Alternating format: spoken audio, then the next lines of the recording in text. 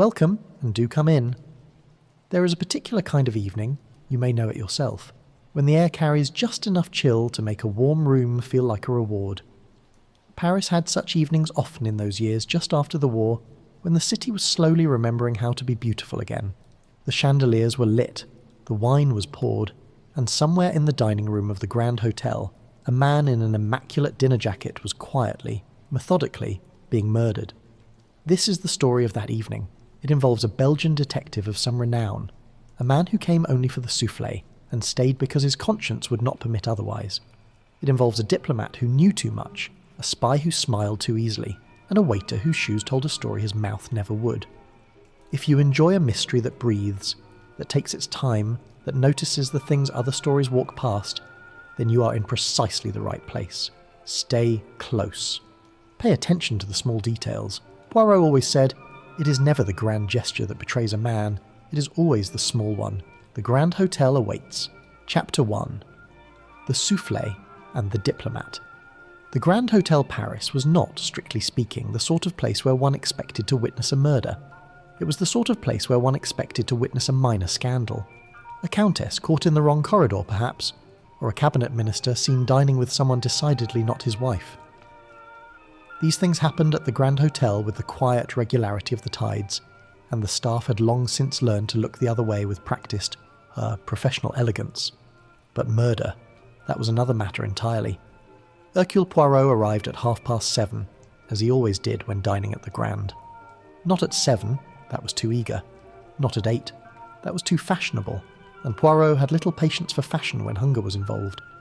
7:30 was correct, it was precise, and precision in all things was the closest Poirot came to religion. He was shown to his usual table by a young maître de name Georges, who had the good sense to seat him near the window but away from the draught. Poirot had mentioned the draught on 3 separate occasions over the past year, and Georges, to his considerable credit, had remembered. Poirot approved of people who remembered things. In his experience, the ones who forgot small details also had a troubling tendency to miss large ones. The soufflé au fromage, Poirot said, before Georges had even produced the menu, and the consommé to begin. "Tell Chef Vauquelin that I'm here." "Of course, Monsieur Poirot." "And Georges," Poirot paused, adjusting the already perfectly straight napkin across his lap. "Tell him I said I am here, not merely that a guest has requested the soufflé. He will understand the difference."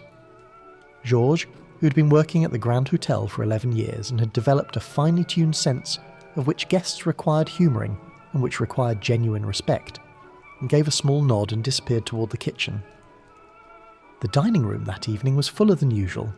This was, Poirot had noted upon entering, on account of the gala, some diplomatic affair, the details of which he had read about in Le Figaro that morning without paying them particular attention. There were men in uniforms that belonged to countries Poirot could identify at a glance, and women wearing jewels that were almost certainly insured for more than the building surrounding them. The noise was considerable. The laughter was the kind that comes not from genuine amusement, but from people reminding each other, and themselves, that they were having a splendid time. Poirot found it all faintly exhausting. He recognised several faces from across the room. There was General Beaumont, retired, though he still carried himself as though someone might require him to invade somewhere before dessert. There was Madame Céleste Favreau, the widow of an industrialist, draped in black silk that somehow managed to look celebratory. And there, at the long centre table reserved for the diplomatic party, was the man whom half the room seemed to be watching without appearing to watch at all. Ambassador Edouard Renard. Poirot had met Renard once before, briefly, at a reception 3 years ago. He was a tall man, somewhere in his late 50s, with the particular bearing of someone who had spent decades in rooms where every word carried consequence. His hair was silver, his manner was composed, and he had the steady, measuring eyes of a man who had learned long ago not to show surprise in public. He did not appear to be enjoying the gala. This was, in itself, unremarkable. Diplomats rarely enjoyed the events they were required to attend. But there was something else, something in the set of Renard's shoulders, in the way his eyes moved just slightly too quickly around the room, that snagged at the edge of Poirot's attention like a loose thread on a fine jacket. He is watching for someone, Poirot thought, sipping his consommé which had arrived, gratifyingly at exactly the right temperature. Or perhaps he's watching to see whether someone is watching him, There is a difference, Poirot well knew, a considerable one. The soufflé, when it arrived at 20 minutes past 8, was, and Poirot did not use this word carelessly, magnificent. It rose from its dish with the quiet confidence of something that knew exactly what it was and required no further validation. The colour was precisely right. The weight of it, as the spoon broke the surface, was precisely right. Chef Vauquelin had once again done the thing that very few chefs in Paris, or indeed in the world, could do reliably. He had made something perfect look effortless. Poirot was perhaps 4 spoonfuls in, his attention given over entirely and contentedly to the soufflé when he heard the sound. It was not a dramatic sound. That was the thing about it later that struck him most. It was not a crash, not a shout, not the operatic collapse that death sometimes arranged for itself in novels. It was quieter than that. A single sharp intake of breath from the centre table, a chair pushed back with sudden urgency, and then a kind of stillness that spread outward through the dining room the way a stone's ripple spreads across still water. Poirot set down his spoon. Ambassador Renard had risen halfway from his seat. His right hand was pressed flat against the white tablecloth. His face, that composed, experienced, unreadable face, had gone the colour of old ash. He looked, for just a moment, profoundly confused, as though something was happening to him that he could not quite account for. And this bewilderment offended him more than the thing itself. Then he sat back down, and then, quite slowly, he did not sit so much as fall. A controlled, almost dignified collapse forward, his forehead coming to rest against the rim of his wine-glass, which tipped and spilled a slow red stain across the cloth like ink from an overturned bottle. For 3 full seconds no one in the dining room made a sound. Then everyone made several sounds at once. Poirot was on his feet before he had consciously decided to stand. This was not bravery. He would have been the first to say so.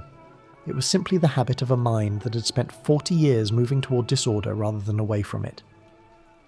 He crossed the dining room with the neat, rapid steps that always surprised people, who assumed a man of his build and age would be slow, and he reached the centre table before the nearest waiter had managed to do anything more useful than look alarmed. But he did not touch Renard.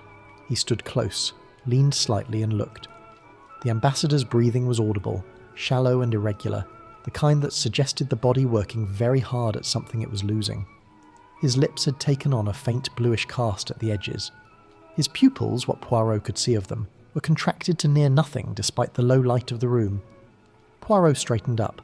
"Has anyone telephoned for a doctor?" he asked, and in a voice that was calm enough to cut through the noise.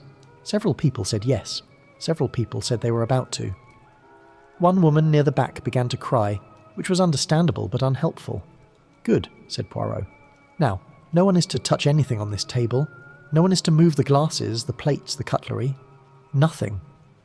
He looked around at the faces nearest to him, the other guests at the diplomatic table, 5 of them, all staring at him with varying degrees of shock and incomprehension. "I am Hercule Poirot," he said, as though this explained everything. For some of them it did. He looked back down at the ambassador. Poison, he thought. Not a question, a recognition. The only question, and it was, as yet, a very large one, was which kind, and who had put it there, and when, and why. The soufflé, he reflected with a brief and genuine regret, would be quite ruined by the time any of this was sorted out. Chapter 2. All exits, if you please. The doctor arrived at 8:53. Poirot knew this because he had looked at his watch, a small, precise habit that most people dismissed as vanity, and which was, in fact, nothing of the sort. Time mattered. The exact sequence of things mattered. A man who could not tell you when something happened had, in Poirot's considered opinion, not really been paying attention at all. The doctor was a Dr. Lacasse, youngish, then with the slightly harried look of a man who had been called away from his own dinner. He examined Renard quickly, efficiently, and with the focused economy of movement that Poirot always associated with people who were genuinely competent at their work. After perhaps 4 minutes he stood, pressed 2 fingers briefly to the side of his neck and turned to face the room. "He is alive," Lacasse said, "but only just." A woman at the far end of the table, she had been introduced earlier in the evening as Madame Renard, the ambassador's wife, a thin, pale woman with careful eyes, made a sound that was not quite a sob and not quite a word. She had not moved from her seat since her husband collapsed. Poirot had noticed this. He noticed most things. He had not yet decided what to make of it. He must be moved to hospital immediately, Lasserre continued, reaching into his bag. Of course, said Poirot, but before he is moved, you will tell me, if you're able, what you observe, the symptoms. Lasserre looked at him with the mild irritation of a professional being questioned by a layman. And you are? Hercule Poirot. The irritation modulated slightly into something more cautious. The name had that effect sometimes, not always, but often enough. The symptoms, Lasserre said slowly, looking back at Renard, are consistent with, well, with several things. The pupil constriction, the respiratory irregularity, the colour, he paused. I would not like to speculate. I am not asking you to speculate, said Poirot pleasantly. I am asking you to observe. You have already done the observing. I am merely asking you to share it. Another pause. Then, consistent with poisoning, a fast-acting compound of some kind, the glass. Lasserre gestured toward the overturned wine glass, the one Poirot had already told no one to touch.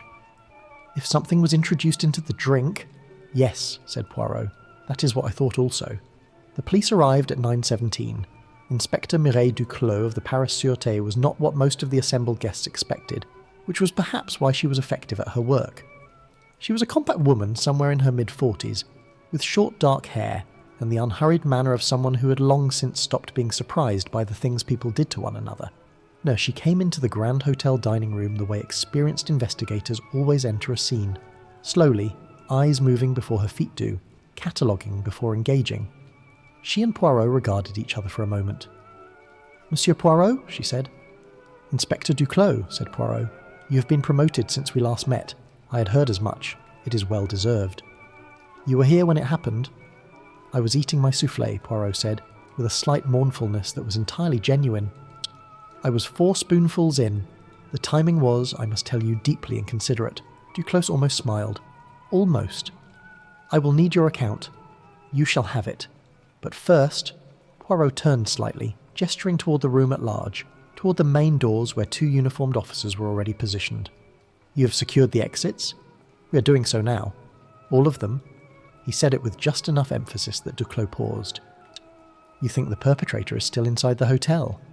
I think, said Poirot carefully, that if I had poisoned a man at a crowded diplomatic gala and wished to avoid suspicion, the very worst thing I could do would be to leave immediately afterward.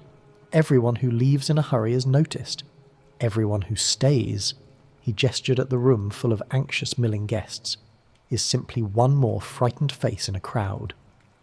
Duclos looked at him for a moment. Then she turned to the nearest officer. All exits. No one in or out without my authorization. Check the kitchens, the service corridors, the private dining rooms on the 2nd floor. And the roof terrace, Poirot added mildly. She glanced at him. And the roof terrace. The guests were asked, politely, firmly, to remain in the dining room or the adjoining lounge. Most of them complied with the anxious obedience of people who were frightened and wished to demonstrate that they were not. A few complied with the rigid stillness of people who had something to hide and knew better than to show it. Poirot walked slowly back to his own table, sat down, and looked at the remains of his soufflé. It had collapsed, naturally. A soufflé waits for no man, and certainly not for a murder investigation. The beautiful risen thing he'd been eating 40 minutes ago was now a sad and deflated puddle of egg and cheese, and there was nothing to be done about it. He pushed the dish aside. His little grey cells, as he sometimes privately called them, though he would never have said so aloud to anyone but a very old friend, were already moving, already sorting. He had, in the minutes since Renard fell, been making a mental inventory of the things he had seen and the things he had not yet explained. The wine glass, the positioning of the guests at the diplomatic table, the speed with which the poison had acted, and one other thing. A thing he had noticed not at the moment of the ambassador's collapse, but some 15 minutes before it, when his attention had drifted briefly from the soufflé to the room at large. A waiter, not Georges, who had served Poirot and whom he knew by sight and by manner. Another waiter, young, perhaps 25, with a composed face and the practised invisibility of good service staff. Poirot had noticed him because he had been near the diplomatic table twice within a short span of time, once to pour wine, once to remove a bread plate, and there had been something in the second approach, something in the deliberateness of the movement that had snagged at Poirot's attention without quite demanding it. He had not thought much of it at the time. He thought rather more of it now. He had not, he should acknowledge to himself, thought to watch the man more closely, and he had returned to his soufflé. This was perhaps a small failure, not catastrophic. The moment had not yet revealed its full significance, but still. He had seen something and had not pursued it, and Poirot was not in the habit of being entirely forgiving with himself on such points. Next time, he told himself with some severity, the soufflé can wait. He was not entirely sure he believed this, but it was the correct thing to think. By 10 o'clock, the Grand Hotel was sealed. Every guest, all 63 of them, had been asked for their name and their reason for attending. The kitchen staff, 12 in number, had been gathered in the staff room on the lower ground floor. The waiters, 9 on duty that evening, had been assembled separately in the corridor outside the main kitchen, where they stood in varying states of anxiety and bewilderment. Poirot stood in the doorway of the corridor and looked at them. 9 men, white jackets, black trousers, the same shoes. More or less, the sensible, flat-soled black shoes that were standard issue for the Grand Hotel's service staff. Practical and unremarkable and exactly what you would expect, more or less. He walked slowly along the line, hands clasped behind his back, saying nothing. This was a technique he had developed over many years, the silent inspection, the gaze that lingered just long enough to make a man wonder what exactly it had seen. Several of the waiters shifted their weight. One cleared his throat. One stared straight ahead with the careful blankness of someone maintaining composure through deliberate effort. Poirot reached the end of the line, then he walked back. Halfway along the return he stopped. He looked down. He looked up. He said nothing and moved on. But in the precise, well-ordered filing cabinet of his mind, a note had been made, flagged, set aside for later examination with the careful, particular attention it deserved. The shoes. Chapter 3. The guests who stayed there is a particular quality to a room full of people who are pretending not to be afraid. Poirot had seen it many times over the course of his career, in drawing rooms, in village halls, in the first-class carriages of delayed trains, and it always had the same texture. The conversations were too deliberate. The laughter, when it came, arrived a half-beat too late. People held their glasses without drinking from them, and looked at the door with the frequency of individuals who were calculating very quietly whether they might be permitted to leave soon. The lounge of the Grand Hotel that evening had all of this in abundance. Poirot settled himself into an armchair near the fireplace. The fire had been lit somewhat incongruously, given that the room already had the warm, close feeling of too many people breathing the same air, and he observed. This was, in many respects, his finest skill. Not the deduction, not the confrontation, not the dramatic revelation in the drawing room that the newspapers always made rather too much of. The observing, the patient, unhurried, comprehensive observing that preceded everything else and made everything else possible. He had asked Inspector Duclos for 30 minutes before the formal interviews began. She'd given him 20, with the air of someone granting a concession they were not entirely certain was wise. 20 minutes was, in the event, quite sufficient. The diplomatic party occupied one corner of the lounge with the instinctive clustering of people who shared a secret, or at least the awareness that they were all involved in the same unpleasant situation. There were 5 of them, excluding the ambassador, who was by now on his way to the Hôpital Saint-Louis in an ambulance that had arrived, Poirot had noted, with somewhat less urgency than the situation perhaps warranted. He would think about that later. The 5 were Madame Renard, the wife, who sat very upright in a high-back chair and had declined the brandy that a sympathetic waiter had offered her. A younger man named Félicien Cord, who was listed on the evening's programme as 3rd secretary to the ambassador and who had the nervous, slightly damp energy of someone who had expected this evening to be routine. A heavy-set man in his 60s called Brandt. Poirot had not yet established his first name or his precise role. Only that he was German, spoke French with a Frankfurt accent, and had eaten a very large amount of the lamb at dinner. A woman of perhaps 40 named Sylvie Arquette, elegant and composed in a way that seemed less natural than practiced. And finally, at the periphery of the group, a man who sat slightly apart from the others, and had not, in Poirot's observation, spoken to any of them since the incident. This last man was introduced on the gala programme as Monsieur Henri Lacasse, cultural attaché. Poirot found Monsieur Lacasse interesting, not for anything he had done, for what he had not done. When Renard collapsed, every person at that table had reacted, some with shock, some with concern, some with the frozen paralysis of genuine surprise. Lacasse had reacted with none of these things. He had looked at the ambassador, and then he had looked away. Not with indifference. Poirot did not think it was indifference. with something more deliberate than that, with, perhaps, the expression of a man confirming something he had already expected. Poirot rose from his armchair and crossed the room to where Madame Renard sat alone, slightly removed from the others, her hands folded in her lap with a stillness that was either great self-control or great exhaustion. He introduced himself with a small bow and asked if he might sit. She looked at him for a moment. "You are the detective," she said.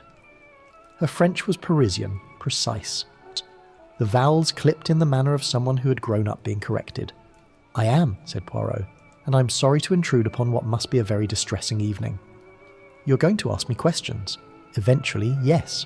For the moment, I only wish to sit with you if you will permit it. You should not be entirely alone." This seemed to surprise her. She looked at him with a slight recalibration, the way people sometimes looked at Poirot when they had expected something other than what they received. Then she gave a small nod. They sat together for perhaps 2 minutes without speaking. Poirot did not find this uncomfortable. Madame Renard, he sensed, found it less uncomfortable than she had anticipated. Then, without Poirot asking anything at all, she said, "He knew." Poirot kept his expression entirely neutral. "Madame?" "Edouard." He knew something was wrong. He told me, this morning." She stopped, pressed her lips together, looked at the fire. "He said he thought he was being followed. For the past week. He said he was not worried. He never said he was worried. But that he was being careful." A slight bitter emphasis on the last word. "He was always careful. And yet here we are." "Did he say who he thought might be following him?" She turned to look at Poirot directly. Her eyes, he noticed, were dry. She was not the kind of woman who wept in public, or perhaps not the kind who wept at all. He did not say, he never said more than he thought necessary. It was a small pause. A professional habit. After 30 years, it becomes a personal one as well, Poirot nodded slowly. "And this evening, did you notice anything unusual before he was taken ill?" "I noticed that he barely touched his wine," she said, "which was unusual. Edouard always—" She stopped again. This time the pause was longer. "He always said the best thing about diplomatic functions was the wine cellar. Tonight he hardly drank." Poirot sat with this for a moment, barely touched his wine, and yet the symptoms were consistent with something ingested. The glass had been overturned. The assumption, the natural obvious assumption, was that something had been introduced into the drink. But if Renard had barely touched his wine... He filed this thought carefully. There was more to untangle here than he had initially supposed, which was, in his experience, always a sign that things were about to become genuinely interesting. Félicien Cour, the third secretary, was less composed than Madame Renard, and rather more talkative, which Poirot found useful in its own way. He had the loose, voluble quality of someone running on adrenaline, and not yet certain when it would run out. "Terrible thing," Cord said, for approximately the 4th time, or when Poirot sat with him briefly in the far corner of the lounge. "Absolutely terrible. The ambassador, I mean to say he is the most steady man I have ever worked for. Not easily rattled, not at all. Which is why this is so—" "Quite," said Poirot. "Tell me, Monsieur Cord, during dinner, did you notice anyone approach the ambassador's place setting, other than the regular service staff?" Cord blinked. "Approach his— you mean, like, lean over? Touch his glass or his plate?" "Something of that nature." Cord thought about this with visible effort, the way people do when they are genuinely trying to remember rather than construct. "There was the sommelier. He came around twice, I think. And one of the waiters, younger fellow, he was hovering a bit near that end of the table. I thought he was just being attentive, but..." Cord frowned. "Actually, now that I think about it, I did not see him speak to anyone. Usually they ask if you need anything. He just moved things about a bit." "Can you describe him?" "Young, dark hair, quiet sort of face." Cord paused. "I remember thinking his jacket didn't fit quite right. Around the shoulders, like it was slightly too wide, as though it was not his." Poirot said nothing. He simply nodded, in the mild and unrevealing manner he had perfected over decades, and made a small note in the leather-bound notebook he always carried, but rarely showed to anyone. The man called Brandt had not moved from his chair in the corner, and showed no particular inclination to. He was drinking a second brandy, or possibly a third, it was difficult to be certain, and regarding the room with the phlegmatic composure of someone who had decided that, since the situation was unpleasant and unavoidable, the least he could do was be comfortable while enduring it. Poirot approached him and introduced himself. Brant looked at him with small, sharp eyes set in a broad face. "I know who you are," he said, in accented but perfectly serviceable French. "You are the Belgian, the famous one." "I am Hercule Poirot, yes.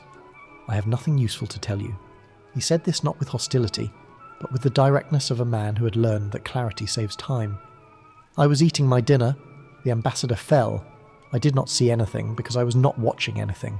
I was eating." "The lamb, I believe," said Poirot pleasantly. A slight pause. "Yes. It was well prepared this evening. I noticed it on the menu. The rosemary was not overdone, which is, I find, the great danger with lamb. Chefs overestimate the rosemary with a consistency that borders on—" "Monsieur Poirot," Brant set down his brandy. "What do you want to know?" "I want to know about Monsieur Lacasse," said Poirot simply, because sometimes the direct approach saves considerably more time than the indirect one. And he had used up his 20 minutes and was now well into borrowed time. "You know him, not merely as a colleague. You know him from somewhere else." Brant was still for a moment. The small, sharp eyes did not change expression, but something behind them shifted very slightly in the way that things shift in a room when someone has opened a window in another part of the house. "What makes you say that?" "You have not looked at him once since you entered this room," said Poirot.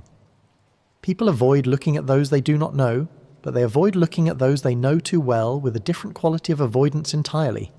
You, Monsieur Brant, are working very hard at not looking at Lacasse, which suggests to me that you are very aware at all times of precisely where he is."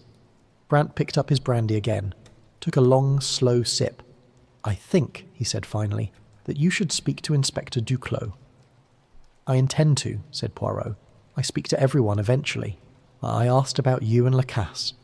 Another silence. Longer this time. "We have met before," Brant said at last. "In other contexts.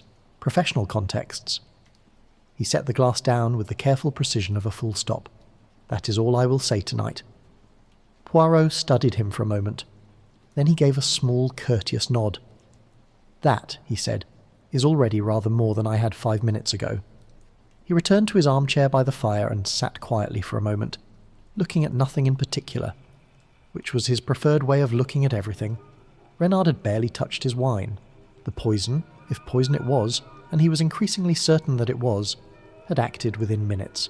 The waiter with the too-wide jacket, the shoes he had noted in the corridor, and had not yet explained to anyone, including himself. Brant and Lacasse, connected by some history they were not yet willing to name, and Sylvie Arquette, who had said nothing to anyone all evening and whom Poirot had, may he now realised, failed to speak to at all. This last point irritated him mildly. He should have gotten to her first. She had been sitting there the entire time, available, and he had gone to Cord and Brant and simply not gotten to her. No matter. There would be time. Inspector Duclos appeared at his elbow. "The 20 minutes are long past," she said. "Indeed they are," Poirot agreed, rising from the chair with the slight effort of a man whose knees had registered their opinion of cold dining rooms. "I apologise.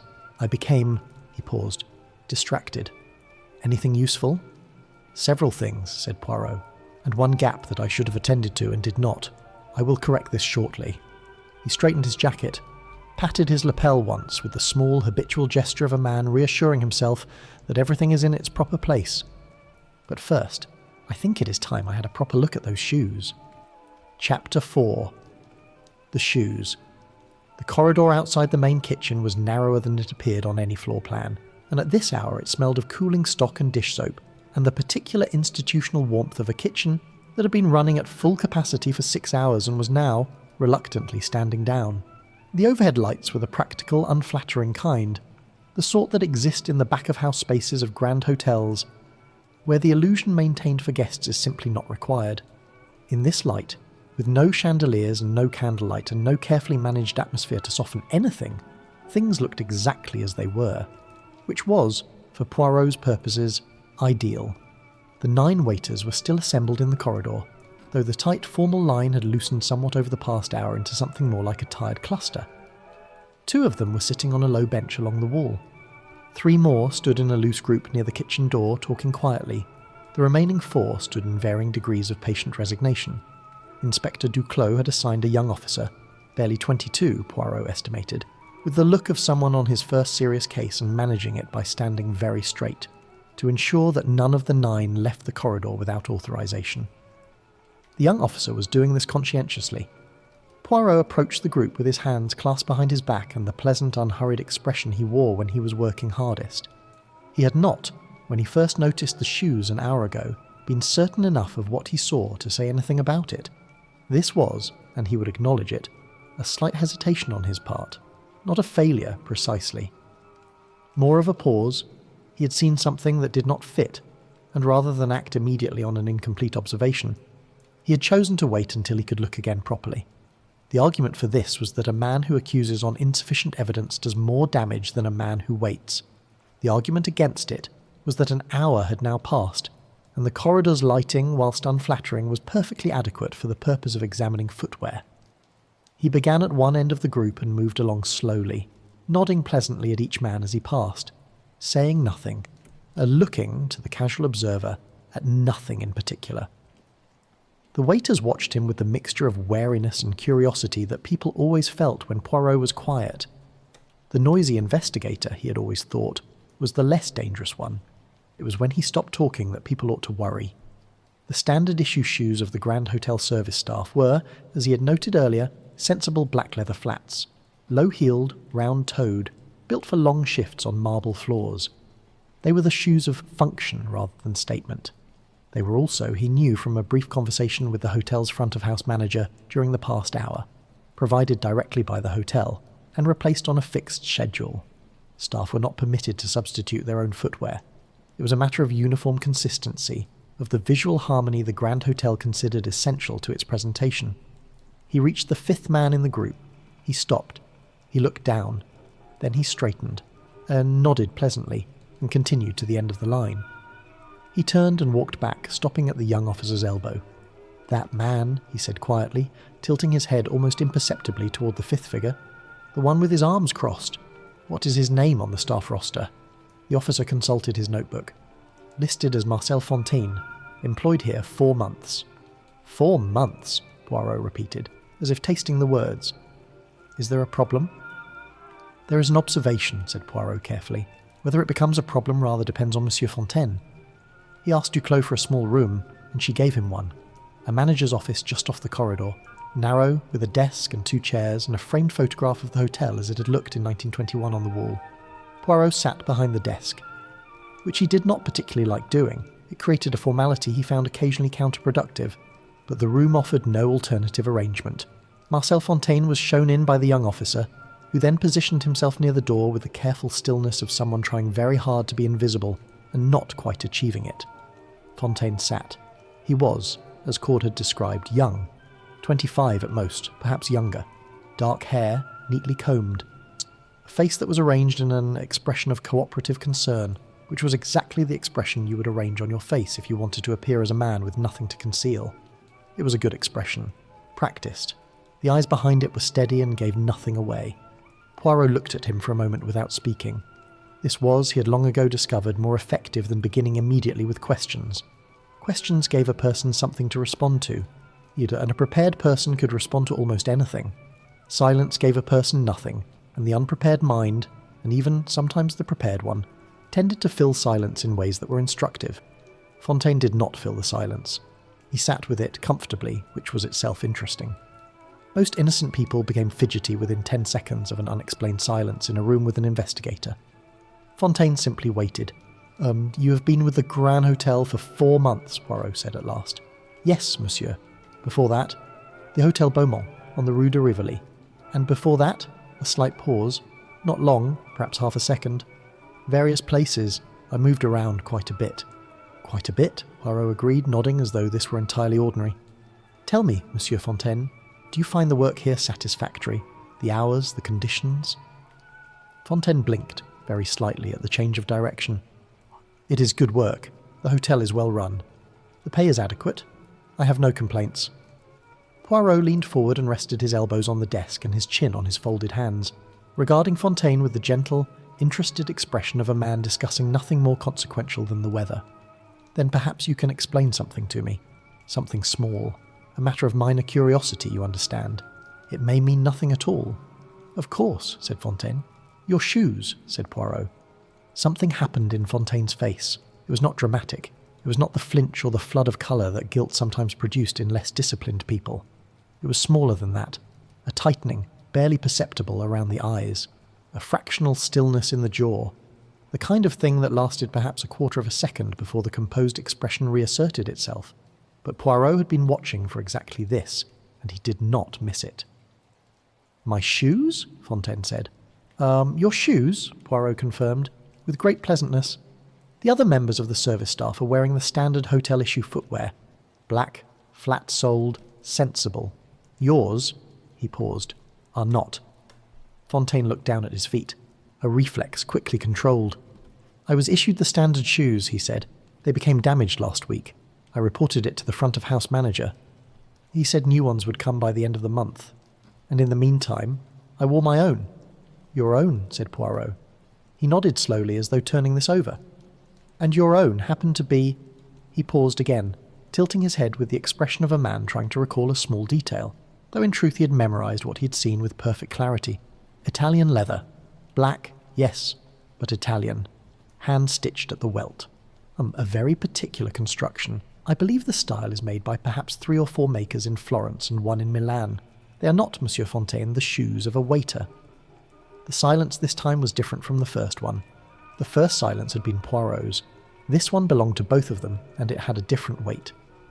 "They were a gift," Fontaine said after a moment. "A gift," Poirot repeated. "From whom?" "A friend. A very generous friend." "Yes." Poirot sat back. He looked at Fontaine for a long moment, and Fontaine looked back at him, and the composed expression was still there, intact. But it was working harder now. You could see the effort of it, if you knew what to look for. "Monsieur Fontaine," Poirot said, "I am going to tell you something, and I would like you to listen carefully. I am not at this moment making an accusation. I am an old man who noticed a pair of shoes, and I am trying to understand what they mean. That is all." He paused. "But I have been doing this work for a very long time, and in that time I have learned that when a man's shoes do not match his position, it is very rarely an accident. It is, in almost every case, an oversight. A small detail that was carefully managed in every other respect, and then, at the last moment, forgotten." He folded his hands on the desk. The jacket that did not fit at the shoulders. The shoes that belonged to a different life. "These are the things, Monsieur Fontaine, that interest me." Fontaine said nothing. "The jacket too wide at the shoulders," Poirot continued, his voice still mild and conversational, "suggests it was not made for you. It was obtained, borrowed or acquired. As was the position, I suspect. 4 months at the Grand Hotel, references that would bear only so much scrutiny before they began to soften around the edges." He paused. "Who are you?" The question was simple, direct, and Poirot asked it in a tone that suggested he was not entirely certain of the answer himself, which was, in this particular moment, the truth. Fontaine held his gaze for 3 full seconds. Then he said, "I think I would like to speak with Inspector Duclos." "You may speak with Inspector Duclos," said Poirot agreeably, "but she will ask you the same question, and she will ask it with somewhat less patience than I have." Another silence. Then, quietly, so quietly that Poirot leaned forward almost without realizing it, Fontaine said, "The ambassador was not supposed to be hurt." Poirot became very still. "He was not supposed to be," he began. "Someone changed the arrangement," Fontaine said. His voice had changed now. The composure was still there, but the quality behind it had shifted, become less performed, more exhausted, like a man who has been holding something heavy for a long time and has just decided in a particular moment to set it down. "I was not informed. I was given a task, a specific, limited task. What happened tonight was—" He stopped, pressed his lips together, looked at the wall. "It was not the task I agreed to." Poirot sat very quietly and let the silence do its work. "Then," Poirot said at last gently, "I think you had better tell me what the task was." Chapter 5. What Fontaine knew. The framed photograph of the Grand Hotel on the wall behind Poirot had been taken by the look of it on a bright summer morning. The awnings were out. A doorman stood at the entrance in a posture of magnificent self-importance. 2 motor cars, the open-topped kind, very fashionable in their time, were parked along the front. Everything in the photograph was crisp and certain and entirely untroubled. Poirot found himself looking at it briefly while Fontaine gathered himself, and thinking that hotels, like people, presented one face to the world and kept quite another for the rooms no one was supposed to see. Then Fontaine began to talk. He did not start at the beginning. People rarely did in Poirot's experience when they were telling the truth. They started where the weight was, where the thing that had been pressing on them had pressed hardest, and worked outward from there in whatever order the mind produced it.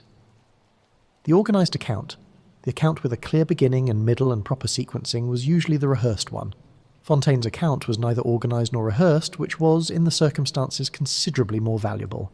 His real name, he said, was not Marcel Fontaine.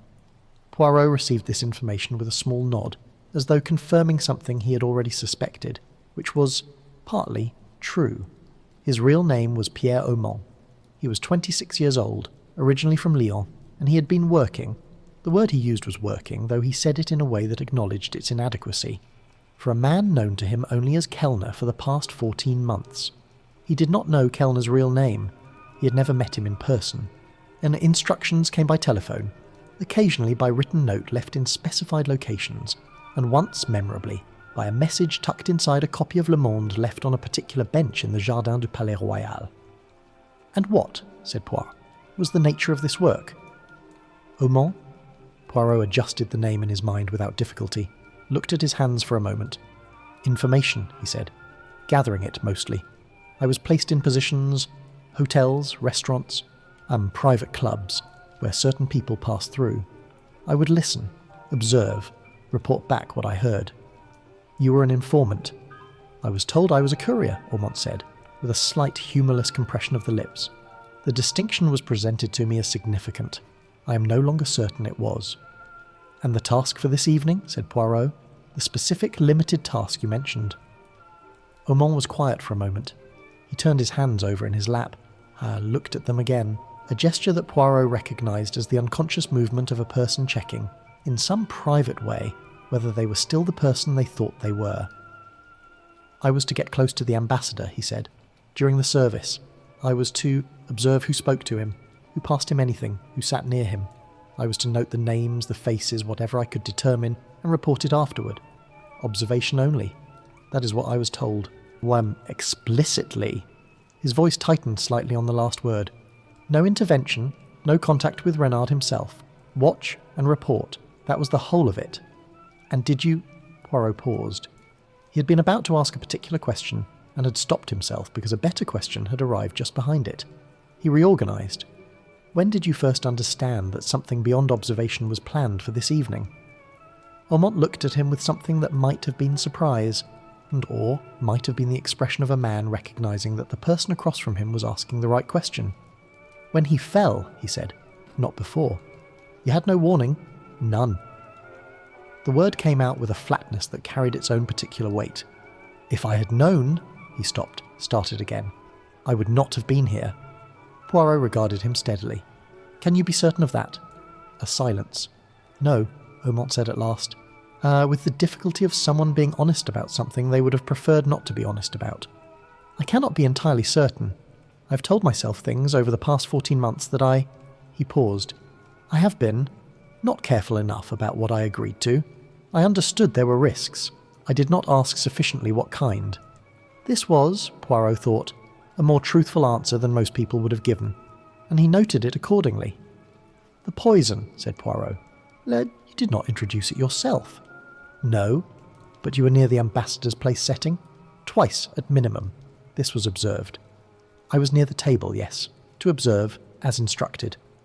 Aumont met Poirot's gaze with the directness of someone who has decided that half measures are no longer useful.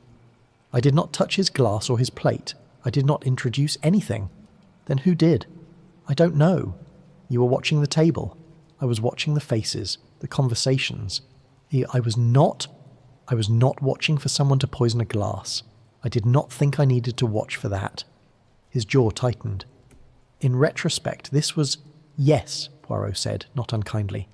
In retrospect, many things become clear that were not before. This is the permanent condition of the retrospect, and it is not entirely your fault. He stood slowly and moved to the narrow window, though it looked out only onto the hotel's internal courtyard, a dim, stone-floored square with a single lamp burning at the far corner. He stood with his hands behind his back and thought. Aumont had been placed at the Grand Hotel 4 months ago, long enough to be established, trusted, unremarkable, a waiter among waiters. And then, this evening, given a task that was, on its face, one thing, and underneath, apparently quite another, which meant one of two possibilities. Either Kellner, whoever Kellner was, had used Ormond as a blind, a distraction, a visible presence near the table that would draw attention and suspicion while someone else, someone Poirot had not yet identified, did the actual work. Or Ormond's account was incomplete. Not necessarily false, incomplete. These were not, Poirot acknowledged privately, mutually exclusive. "This man Kellner," he said, without turning from the window. "You said instructions came by telephone. A voice." "Yes." "Describe it." "Older. Perhaps 50, 60. It is difficult with a telephone. Educated." He spoke French as a native speaker, but sometimes the phrasing was, Ormond frowned slightly, formal. The kind of formal that comes from thinking first in another language. German, possibly, or something Scandinavian. German. Poirot turned this over. He turned from the window. "One more thing," he said, returning to his chair. "The shoes." Ormond looked up, and for the first time in the conversation, there was something in his expression that came close to rueful. Almost. In another context, it might have been the beginning of a smile. "The shoes," he said. "You were careful in every other respect," said Poirot. "The jacket, obtained, too large but functional. Your manner was correct, your French excellent, your references sufficiently convincing. And yet, they were my own shoes," Ormond said. "I left in a hurry this morning. There was a..." He stopped, rubbed a hand briefly across his forehead. "There was a problem with the apartment. I had to leave before I meant to. The hotel shoes were at my other address. I thought..." He paused. "I thought no one would notice." "In a dining room full of people in formal evening wear," Poirot said, gently but precisely, "the shoes of the service staff are below the eye line of almost everyone present. You were almost certainly correct that no one would notice." He adjusted the cuffs of his jacket. "Almost certainly." Ormond looked at him. "How long did it take you?" "I noticed them at 9:15, said Poirot. "I was not entirely certain what I had noticed until perhaps 9:40, and I did not act on it until after 10. He paused. "I was eating my dinner when you were near the table. I should perhaps have been watching more closely." "You think you missed something?" "I think," said Poirot carefully, "that I was given an evening I expected to be simple, and I approached it accordingly. This was not a catastrophic error. But it was an error." He said this without excessive self-reproach and without the performance of humility. It was simply true, and he had learned over many years that the accurate acknowledgement of one's own mistakes was rather more useful than the comfortable avoidance of them. "What happens to me now?" Ormond said. "Now," said Poirot, "you will tell everything you have told me to Inspector Duclos, in as much detail as you can provide. Every telephone conversation, every instruction, every location where you received a note, every name you encountered in this work, every hotel and establishment you were placed in before this one." He paused. "And then, that is a matter for the inspector and for others above her, not for me." "And Kellner," Poirot looked at him steadily. "Kellner," he said, "is what I am going to find next." He rose from behind the desk and moved to the door, then stopped with his hand on the frame. A pause that was not theatrical, but simply the pause of a man whose mind had caught on something a half-second before the rest of him had. "One more thing," Poirot said, without turning around. "The woman, Sylvie Arquette, cultural attaché, diplomatic party. Did you see her approach the ambassador's end of the table at any point during the evening?" "No," said Ormond. Then, after a moment, "But I saw her speak to Lacasse, before dinner. In the entrance hall, briefly, but they stood very close. The way people stand when they do not wish to be overheard." Poirot was still for a moment. "Thank you," he said, and went to find Sylvie Arquette. Chapter 6. Mademoiselle Arquette. She was still sitting where she had been sitting for the past 2 hours. This was, in itself, a kind of answer, though to which question exactly, Poirot had not yet determined. Most people, when confined to a room and told to wait, move around within it. They refill their drink. They speak to whoever is nearest. They examine the bookshelves, or the paintings, or simply pace in the distracted, circular way of people whose bodies have more energy than the situation permits them to use. Waiting produces movement in almost everyone. Sylvie Arquette had not moved. She sat in the same upright, composed posture she'd occupied since the lounge filled with displaced gala guests, her back straight, her hands in her lap, her eyes moving with a slow and steady patience around the room. Not the restless movement of anxiety, the measured, deliberate movement of observation. She was. Poirot had decided some time ago, watching the room the same way he was. This was interesting. He crossed toward her with his usual unhurried pace, and she tracked him from the moment he rose from his armchair. He noted this. Her gaze settling on him without surprise or particular concern, the way a chess player watches an opponent move a piece they have already anticipated. "Monsieur Poirot," she said, before he had introduced himself, which confirmed what he'd suspected. She knew who he was and had known for some time. "Mademoiselle Arquette." He gestured to the chair beside her. "May I?" "I wondered when you would come," she said. She said it without accusation, without coyness, simply as a statement of fact. "I came to others first," Poirot said, settling into the chair. "I should have come to you sooner. This was an oversight on my part, and I acknowledge it." Something shifted very briefly in her expression. Not quite surprise, but the mild recalibration of someone who had expected a different opening. Most investigators, Poirot knew, did not begin interviews by admitting their own mistakes. He had found, over the years, that doing so occasionally produced a reciprocal honesty that more aggressive approaches did not. Whether it would work with Sylvie Arquette remained for the moment to be seen. She was 41. He estimated, perhaps 42. The kind of woman who had been striking in her youth and had become, with age, something rather more interesting than striking. Her face had the quality of having lived in it for a while, which Poirot always preferred to the unlined variety. Her dark hair was pinned back with the simplicity of someone who had stopped worrying about whether simplicity was fashionable.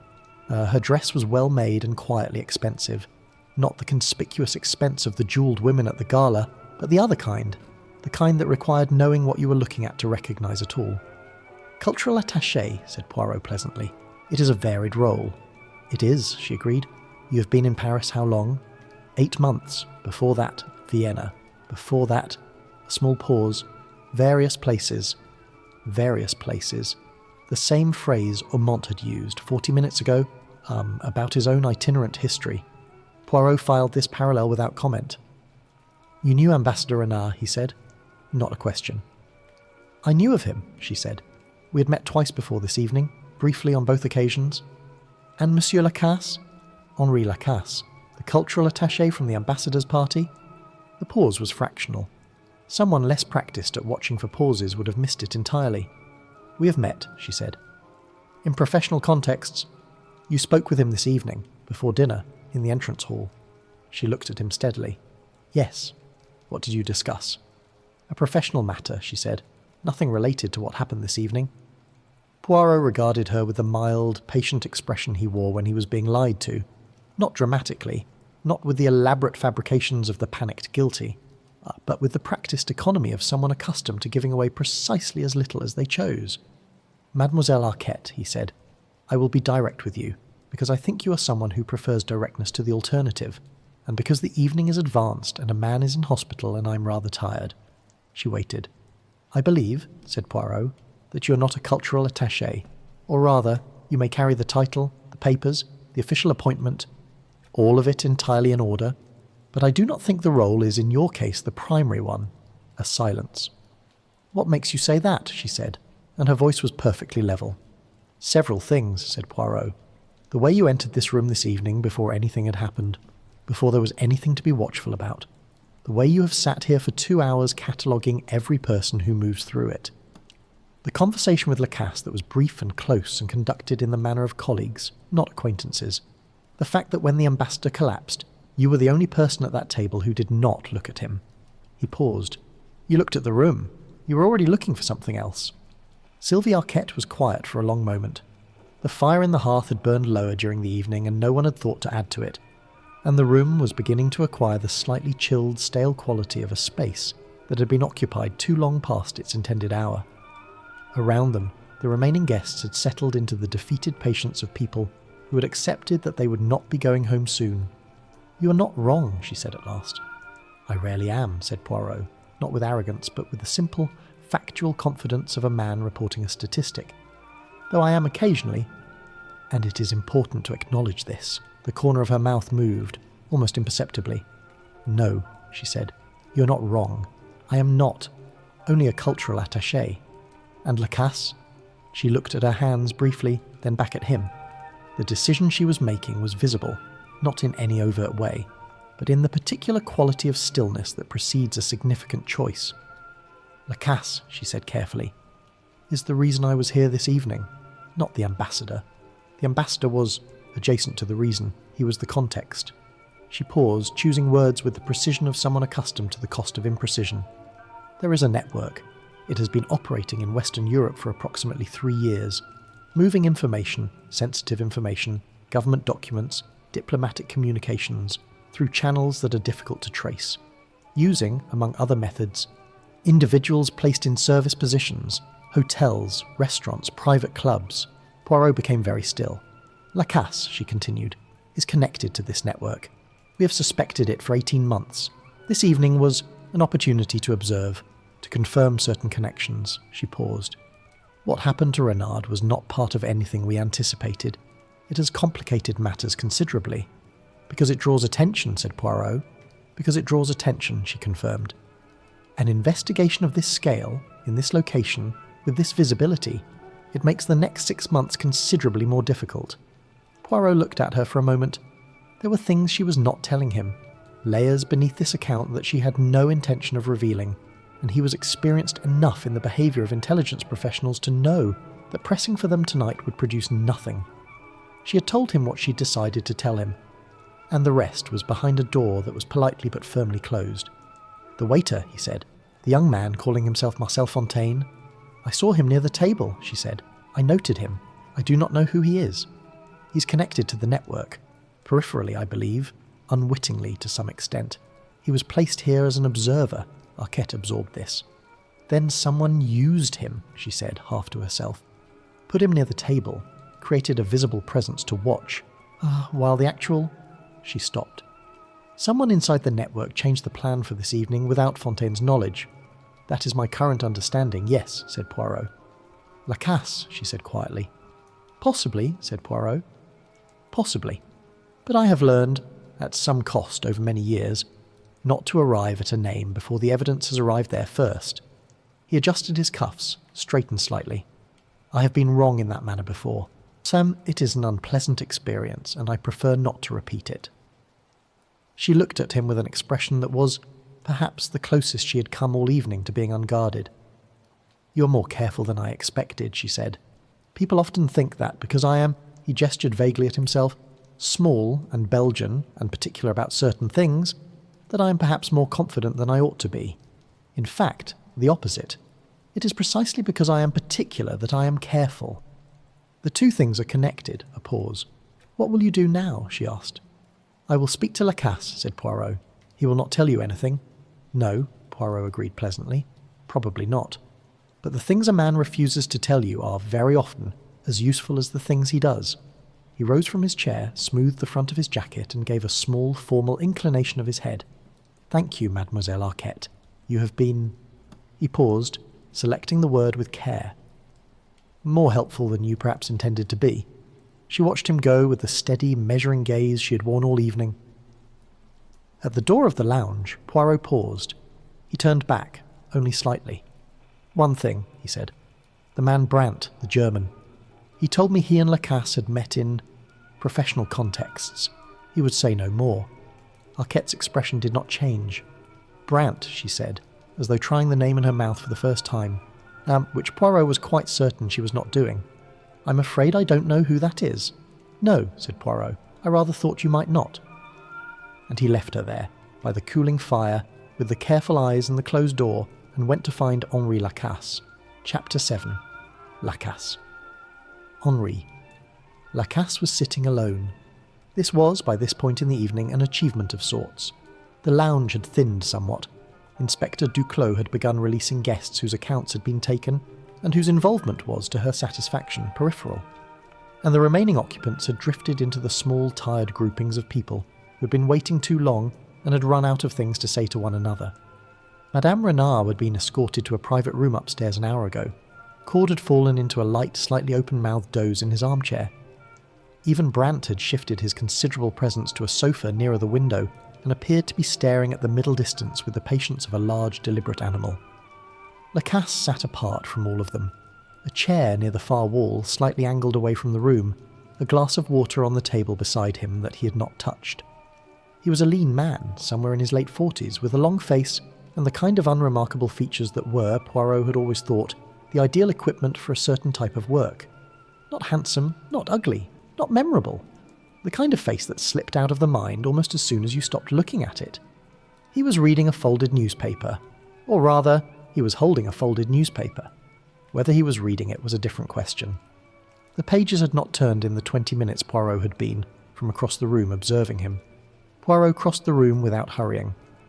Lacasse looked up when he was perhaps 6 feet away, not before, which meant either that he had genuinely not noticed Poirot's approach, or that he had noticed it much earlier, and had decided that looking up at 6 feet was the correct moment to appear natural.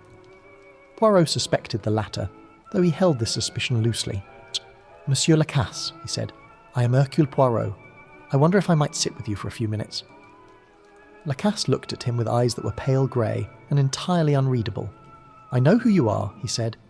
His French was perfect, native, or as near to native as made no practical difference. "I was wondering when you would come." This was the second time tonight someone had said this to Poirot. He found it faintly irritating, though he did not show it. It suggested that he had been more predictable in his movements than he would have preferred. "Then you have had time to consider what you will say," Poirot said pleasantly, sitting down. "I have had time to consider a great many things," said Lacasse. "And what have you concluded?" "That it has been a very long evening," Lacasse said, "and that I'm tired, and that whatever you believe you know, Monsieur Poirot, you're almost certainly missing a significant portion of it."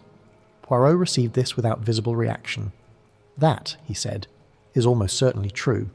It is, however, a condition I am accustomed to working within." He did not begin with the network. He did not begin with Arquette's name, or Brandt's, or Aumond's. He began instead with the ambassador. "You worked with Renard for 3 years," Poirot said. 2.5. "In that time, did you consider him a friend?" Something moved briefly in Lacasse's pale eyes. "A colleague," he said, "a respected one, but not a friend. In my experience," Lacasse said, "the two categories are rarely as compatible as people suggest, particularly in diplomatic work." "And yet," said Poirot, "a man who's only a colleague and not a friend might still be worth protecting, don't you think?" Lacasse was still for a moment.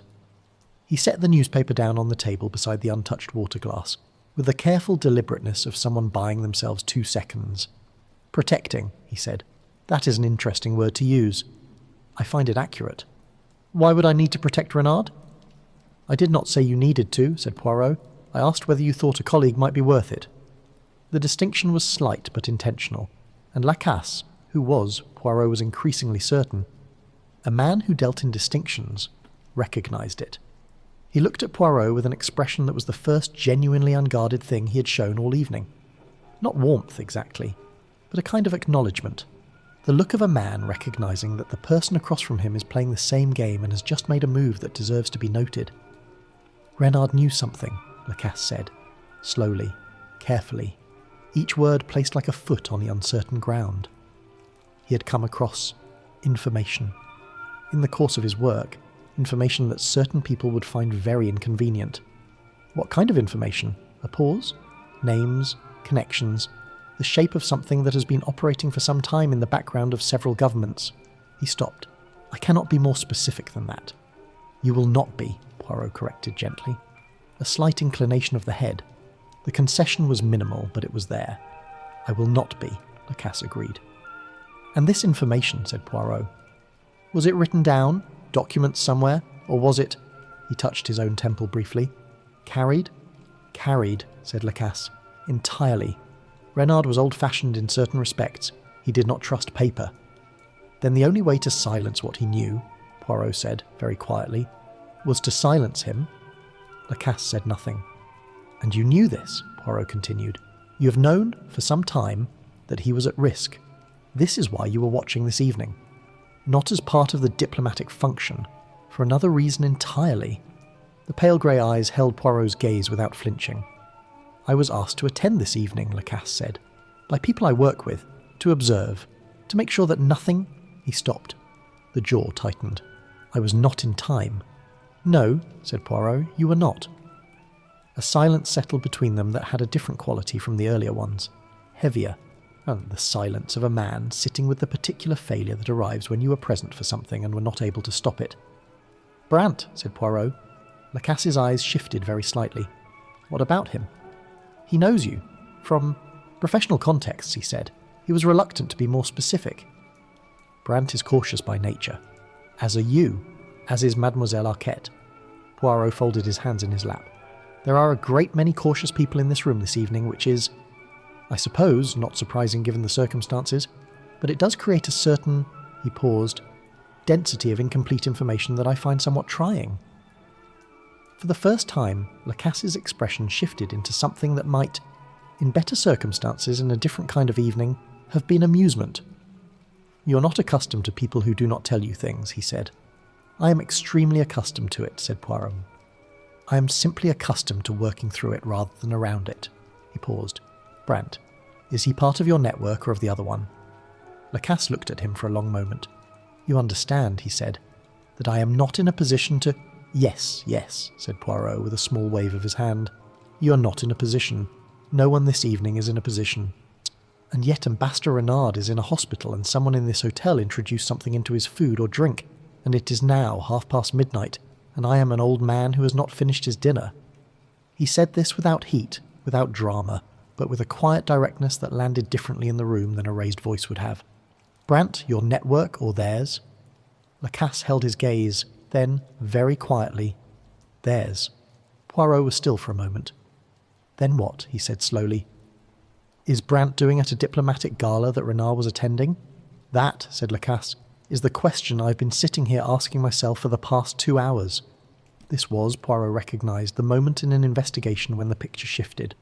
Not a small adjustment, a corner corrected, a detail refined, but the larger shift, the one where the frame you had been holding the picture in turned out to be the wrong shape, and you had to set everything down and pick it up again differently. He had been, he now understood, looking at the evening from one angle when the angle had been, not wrong exactly, but incomplete. He had seen Aumont, and the shoes, and the network, and Lacasse and Arquette, and he had assembled these things into a picture that was internally coherent and largely accurate. But he had not looked hard enough at Brant, who had arrived at this gala in a German diplomat's capacity, and eaten a large amount of lamb and drunk several brandies, and told Poirot, with blunt and practised simplicity, that he had nothing useful to say, and had not been watching anything. Brant, who was connected to the other network, the one that had arranged, through Ormont, to have eyes near the ambassador's table this evening. Brant, who had, Poirot now recalled with the particular clarity that arrives when a detail finds its correct position, been seated not at the diplomatic table but at the adjacent one, close, well within reach of a passing waiter, or of a moment's movement during the general business of a formal dinner. He was not watching anything, Brant had said. "I was eating." And the poison, Poirot returned to what Madame Renard had told him, the detail he had filed and not yet fully opened. Renard had barely touched his wine. If the wine was not the vehicle, then something else was, something at the table, something passed, perhaps, in a different way entirely. Not in the glass, which was the obvious place, the place everyone had assumed, but somewhere less obvious. Somewhere that a man eating enthusiastically at the next table, reaching occasionally for the bread, he shifting his considerable presence in ways that brought him within a foot or two of the diplomatic table. Somewhere that such a man might have been not irrelevant to, but central to. Poirot stood. He stood with a speed that surprised Lacasse, who looked up sharply. "You have thought of something," Lacasse said. "I have thought of something I should have thought of considerably earlier," said Poirot, with a controlled and private irritation directed entirely at himself. He straightened his jacket, his tie, the set of his cuffs in the rapid, automatic sequence of a man preparing himself. "Where is Inspector Duclos?" "She was in the corridor 20 minutes ago." Poirot was already moving. Chapter 8. The Arrangement. He found Duclos in the corridor outside the staff room, speaking in low, rapid tones with a uniformed officer who had the look of someone delivering news that was not entirely welcome.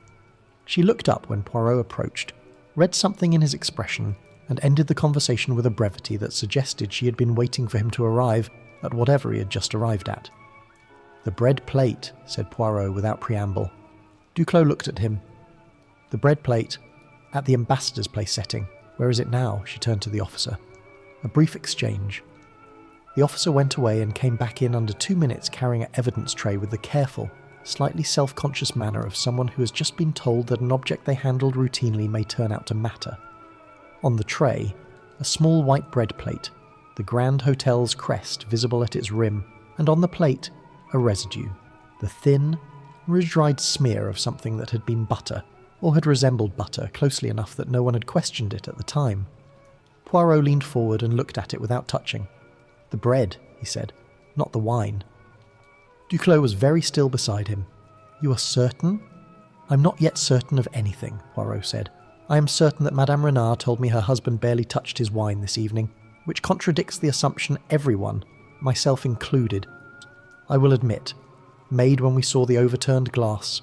We assumed the glass because the glass was visible, because it had fallen, because it drew the eye." He straightened up. "But a man who does not drink his wine will eat his bread. It is the almost invariable habit of a man at a formal dinner who is being careful about what he consumes. He avoids the drink he does not trust and takes instead from the bread basket, which he has no reason to suspect at all." Duclos looked at the plate. The butter," she said. "Something introduced into the butter," said Poirot, "or something applied to the bread itself beforehand in the kitchen or in transit. Something that would not be visible, that would not alter the taste, or would alter it so slightly that a man eating at a formal dinner, distracted by the room and the company and his own private concerns, would not register it." He turned from the evidence tray. "And the man who put it there," said Duclos, "what is Brandt?" "That is my conclusion, yes," said Poirot, "though I want to tell you how I arrived at it, because conclusions without their working are only guesses in good clothing." He gestured toward the manager's office, the same narrow room where he had spoken with Ormond 2 hours ago. 5 minutes, then you can do what needs to be done." He laid it out with the economy of a man who has organised his thoughts completely before opening his mouth, which was, Poirot would acknowledge, not always his method. Sometimes the laying out was itself part of the thinking, the act of speaking a thing making it clearer than it had been inside the head. But tonight the thinking was done, and what remained was only the telling. Brandt had been placed at the adjacent table, not the diplomatic table, but beside it. Close enough. A large man, physically unremarkable in the context of a crowded formal dinner. He had, by his own account to Poirot, been eating enthusiastically throughout the evening. The lamb, he had specified, unprompted. The lamb at the table adjacent to Renard's. The bread baskets at the Grand Hotel's formal dinners were shared arrangements. A basket served to a section of tables, replenished as needed. The same baskets circulating between adjacent settings in the way of things at large dinners, where the service was continuous, and no single item remained static for long. A man with something small and fast-acting, something prepared in advance, something that could be applied in a moment of inattention, the movement concealed behind the ordinary business of reaching for bread, of leaning slightly, of the 1,000 unremarkable shifts of a large body at a dinner table, could have contaminated something intended for Renard's section with very little difficulty and almost no visibility. And Ormond, young, placed near the table, watching the faces and the conversations as instructed, had been, in this reading, not the operative, but the cover, the visible presence that drew the eye, that provided the obvious suspect, while the actual mechanism sat one table away and ate his lamb. "Kellner," said Duclos, the voice on the telephone that Ormond described. "Yes," said Poirot. "I believe Kellner and Brandt are the same person, or that Brandt operates directly under Kellner's instruction. The accent Ormond described, educated French, with the phrasing of a man who thinks first in another language, possibly German, is consistent with Brandt, who speaks excellent French." He paused, with a Frankfurt accent. "We will need the lab to confirm the plate," Duclos said. "Of course, I'm not asking you to arrest a man on the basis of a bread plate and an observation about his shoes. Someone else's shoes, in any case." He paused. "But I would suggest that Brandt not be permitted to leave the hotel tonight, and I would suggest searching his room. He's a resident, I believe, room 41 on the 3rd floor, with some urgency." Duclos was already at the door. She stopped, turned back. "The shoes," she said. "You said someone else's shoes." "The shoes that gave me the thread," said Poirot, "were Ormond's. The Italian leather, the detail that opened the door." He paused. Fundy, with the slight reflective quality of a man crediting a tool that served him well. But what was behind the door had nothing to do with Ormond in the end. He was a young man used badly by people who were practiced at using people badly. The shoes led me to him, and he led me eventually to where I needed to be. He smoothed the front of his jacket. That is sometimes how it works. You pull the thread that presents itself, and you follow it, and it takes you somewhere you did not expect. The thread is not always the answer, but it is always the beginning. Duclos looked at him for a moment with the expression of someone filing this away. Then she went. They found, in Brant's room on the 3rd floor, a small leather case that had been pushed to the back of the wardrobe behind a spare pair of trousers. Inside the case, 2 vials, one empty and one containing a residue, are a folded paper with a series of notations in a compressed handwriting that the cryptographers would spend the better part of a week interpreting, and, at the bottom, wrapped in a square of grey cloth, a separate telephone directory with certain numbers underlined in pencil, the lines so light as to be nearly invisible, which was precisely the point. Brant himself, when 2 officers came to his room at 12:53 in the morning, was sitting on the edge of the bed, still fully dressed. His jacket off, his tie loosened, his large hands resting on his knees. He looked at the officers and then past them at Duclos, who stood in the doorway, and then past Duclos at Poirot, who stood slightly behind her. He did not look surprised.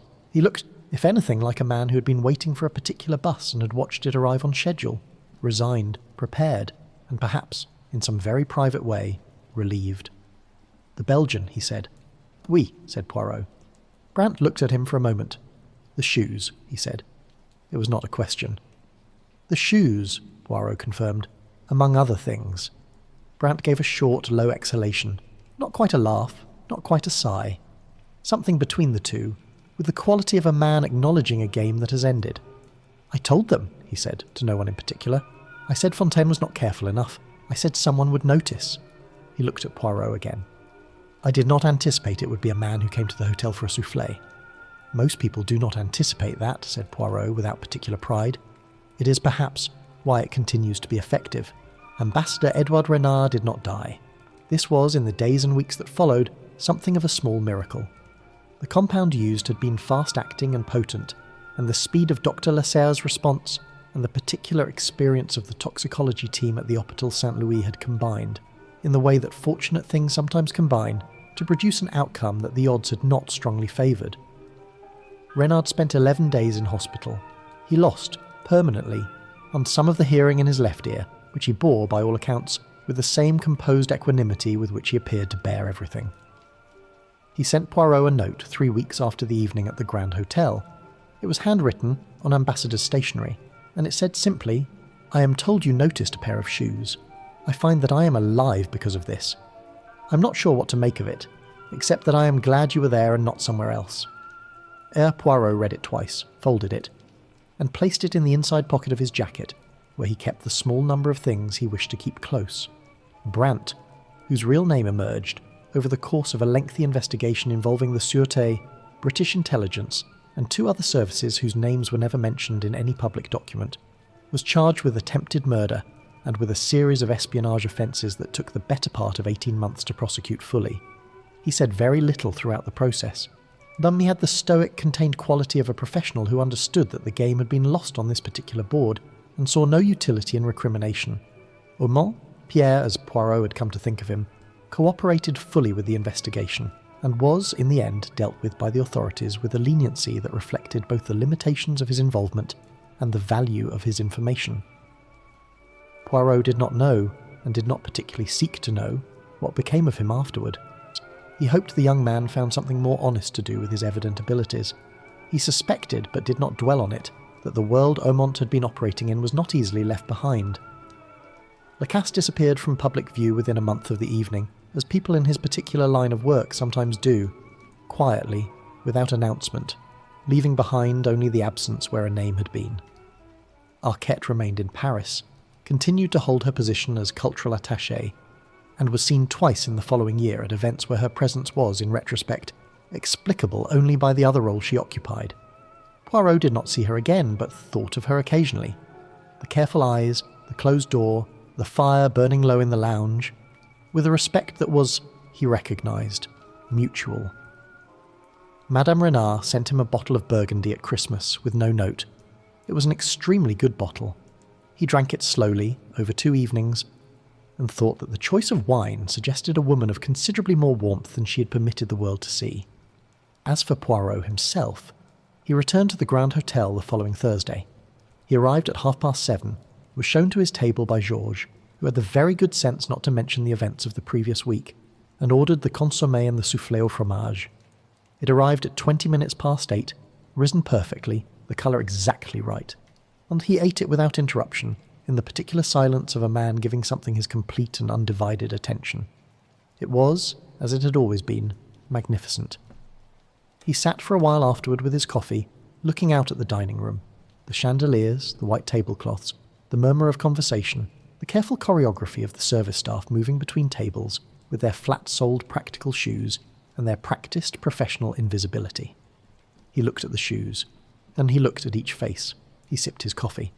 Everything was, on the surface, exactly as it always was, and Poirot, who had spent his life understanding that the surface was where things began and not where they ended, was content, for this one quiet evening, to let it be enough.